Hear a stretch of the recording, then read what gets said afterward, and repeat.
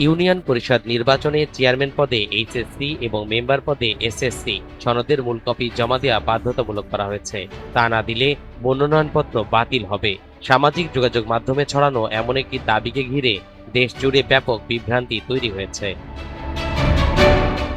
অনুসন্ধানে দেখা গেছে মূলধারার কোনো গণমাধ্যম কিংবা বাংলাদেশ নির্বাচন কমিশনের ওয়েবসাইটে এমন কোনো তথ্যের ভিত্তি বা প্রজ্ঞাপন নেই।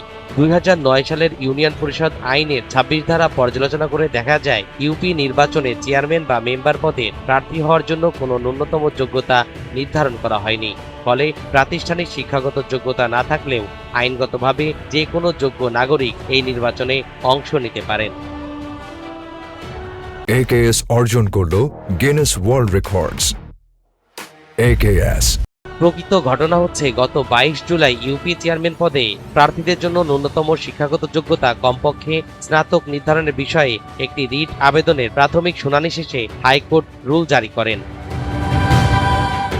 সুপ্রিম কোর্টের 2 আইনজীবী তাদের রিটে উল্লেখ করেন, ইউপি চেয়ারম্যানরা গ্রাম আদালতের বিচারিক দায়িত্ব ও প্রশাসনিক ক্ষমতা প্রয়োগ করে থাকেন, যার জন্য নির্দিষ্ট শিক্ষাগত যোগ্যতা থাকা প্রয়োজন। এ বিষয়ে 4 সপ্তাহের মধ্যে জবাব দিতে স্থানীয় সরকার সচিব, আইন সচিব ও প্রধান নির্বাচন কমিশনারকে নির্দেশ দিয়েছেন আদালত।